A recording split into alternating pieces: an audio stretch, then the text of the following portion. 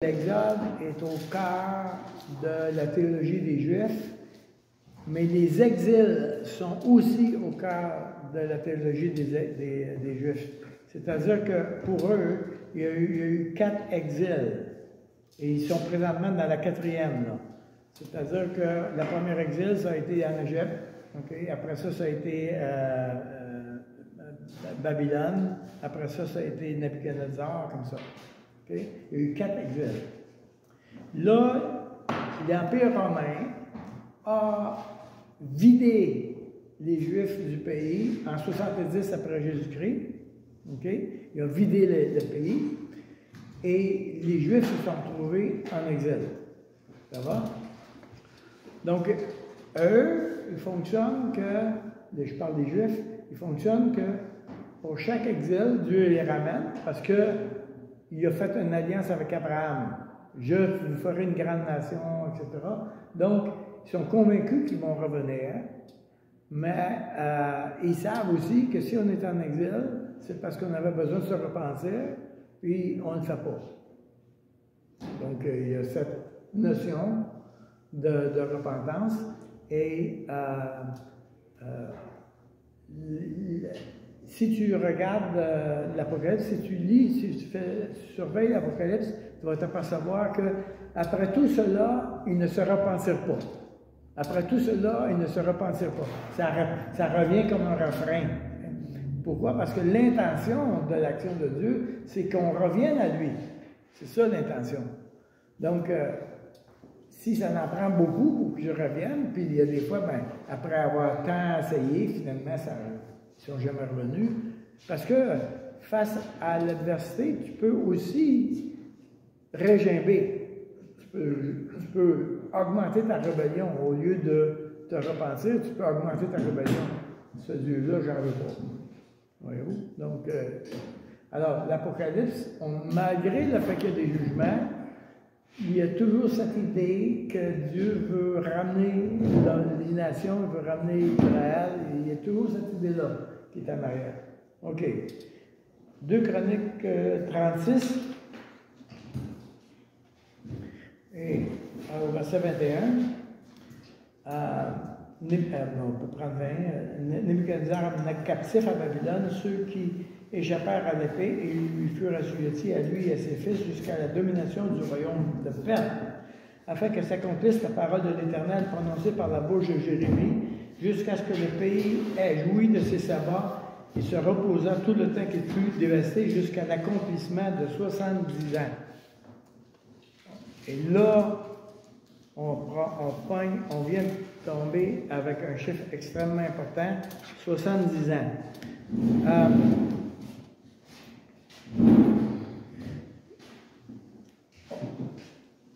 Les chiffres avec c'est plate à dire, mais les chiffres en hébreu, on est obligé de les interpréter. C'est-à-dire qu'en hébreu, la seule chose que tu as, c'est le temps qui fut dévasté jusqu'à l'accomplissement de 7. C'est tout ce qu'il y a. Il y a juste le chiffre 7.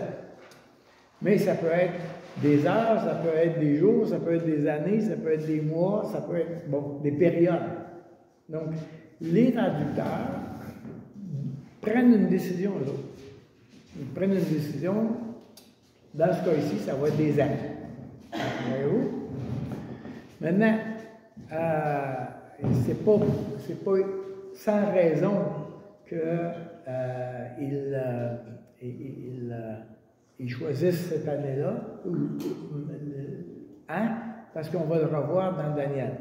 Alors, ici, là, on est à Babylone. OK? On est à Babylone.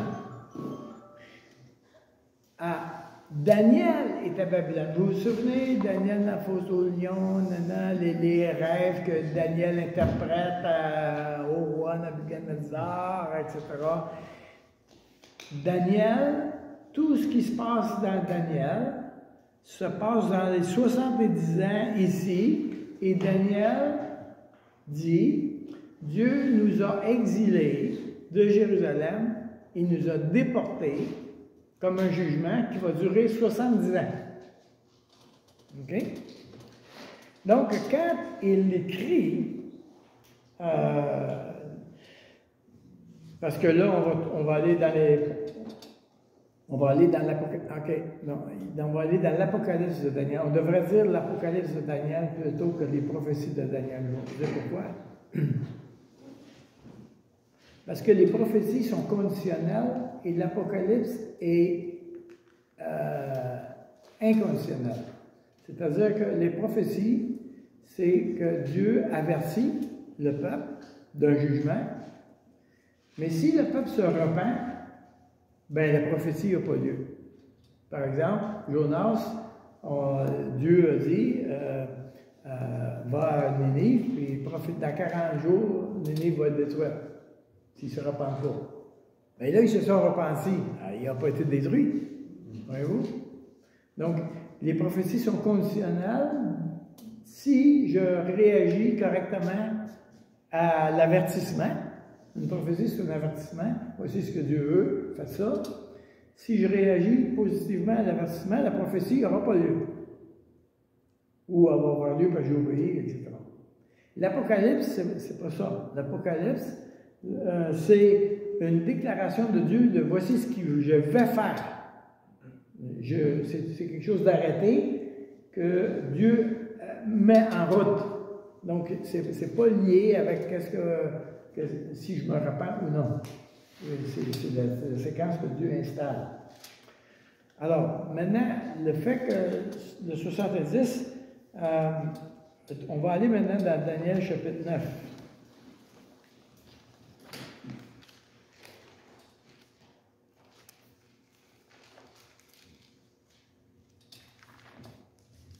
Et au verset 1. Daniel, chapitre 9, verset 1. La première année de Darius, fils d'Assuérus, de la race des Mèdes, lequel était devenu roi du royaume des Chaldéens, la première année de son règne, moi, Daniel, je vis par les livres qu'il devait s'écouler 70 ans pour les ruines de Jérusalem, d'après le nombre des années dont l'Éternel avait parlé à Jérémie le prophète. Et en lisant les livres et en lisant ce que Jérémie avait dit, il dit, on est arrivé là. On est à la fin des 70 ans. OK? Donc, lui, et là, on voit, je pense que ici, je vais juste voir. Alors là, on voit que Daniel se met en route avec d'autres prophéties. OK? Et celle-là, Daniel 9, verset 25, cette prophétie-là, non, ce langage apocalyptique-là, je vais employer le mot prophétie, mais comprenez que c'est un langage apocalyptique. Sache-le donc et comprends, depuis le moment où la parole a annoncé que Jérusalem sera rabâchée, jusqu'au Messie, au conducteur, il y a 7 semaines et 62 semaines.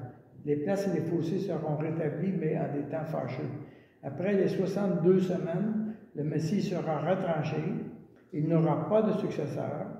Le peuple d'un chef qui viendra détruira la ville et le sanctuaire, et sa fin arrivera comme une inondation. Il est arrêté que les dévastations dureront jusqu'au terme de la guerre. Il fera une solide alliance avec plusieurs pour une semaine, et au milieu de la semaine, il fera cesser le sacrifice et l'offrande.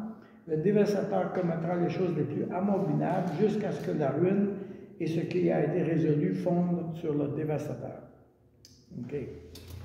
Maintenant, alors là, Daniel écrit ça, il est à Babylone. OK? Là, il parle des semaines. Il y a plusieurs, et comme j'ai dit, le mot 7, ça peut être 7 ans, ça peut être 70 semaines, ça peut être bon comme ça. On a aussi, par exemple, on a dit, c'est 7 ans, mais c'est des années lunaires parce que le calendrier hébraïque fonctionne pas sur le calendrier grégorien. Donc, ce n'est pas des années de 365 jours, mais c'est des années de 360 jours. Mais, il y a encore de la place pour plusieurs erreurs là-dedans parce que, comme là, cette année, les Hébreux, ils ont rajouté un mois à leur calendrier. Parce qu'à cause de la Lune, tout à coup, le système s'enraye. Alors, ils rajoutent un mois. Cette année, ils ont rajouté un mois. Évidemment, ils gardent toujours le calendrier grégorien. Si tu vas en Israël, on est le 21. On est-tu le 21 aujourd'hui, là? 23. On est le 23 avril. Si tu vas en Israël, c'est le 23 avril. Mais si tu demandes à un rabbin calendrier, il va dire, on est le 17 du Nissan, 5900 quelque chose. Voyez-vous? Donc, et pas juste eux autres qui ont des calendriers de même, les Arabes ont leur calendrier, les Chinois ont leur calendrier. Tout le monde a leur propre calendrier, mais pour faire affaire avec les commerces d'affaires, ils fonctionnent sur le calendrier grégorien. Okay? Mais les Juifs, par exemple, ils ont fêté la Pâque samedi passé, eux autres. Nous, on l'a fêté à la fin d'avril, à la fin de mars. Les autres, ils l'ont fêté à la fin d'avril parce qu'ils ont rajouté un mois, hein, et ça ne concorde pas avec la Lune pour eux, ça concorde. Donc, ils se sont trouvés à fêter Pâques la semaine passée. Voilà. Donc, encore une fois, on fonctionne avec les semaines, puis on fonctionne avec des sets, là, et on a... Alors, maintenant, si on calcule, d'après l'écrit de Daniel, si on parle de 69 semaines, bien, ça marche vraiment pareil. C'est-à-dire que à partir du moment où ils ont eu le droit par Cyrus de revenir dans leur pays, et le moment où Jésus est arrivé, il y a 69 semaines. Il y a exactement les dates, le nombre d'années qui avait été prévu par Dieu. OK? Alors là, regardez bien, après 62 semaines, le Messie sera retranché, il n'aura pas de successeur. Le peuple d'un chef qui viendra détruira la ville.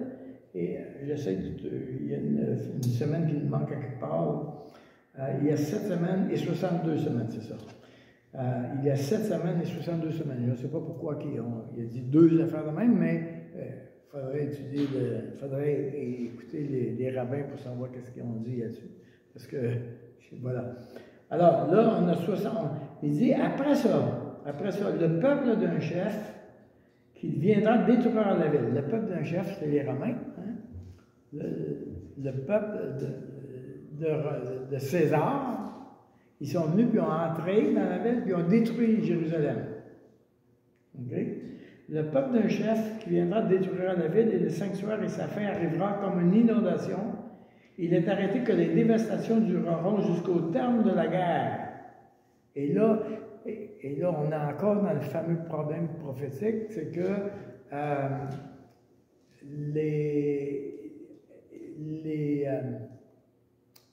on peut passer 2000 ans à l'intérieur d'une phrase. Par exemple, quand Jésus a parlé dans Luc que le Messie est venu pour guérir, okay? Je peux le lire pour vous si vous voulez.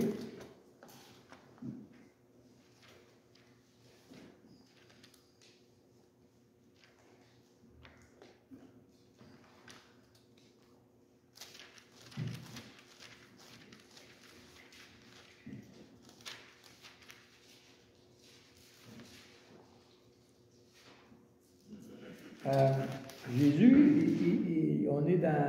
je suis dans Luc 4, verset 17. On lui remit à Jésus le livre du prophète Ésaïe. L'ayant déroulé, il trouva l'endroit où il est écrit « L'Esprit du Seigneur est sur moi parce qu'il m'a oint pour annoncer une bonne nouvelle aux pauvres. Il m'a envoyé pour guérir ceux qui ont le cœur brisé, pour proclamer aux captifs la délivrance et aux aveugles le recouvrement de la vue, pour renvoyer libres les opprimés, pour publier une année de grâce du Seigneur. » C'est écrit. Ensuite, il roula le livre.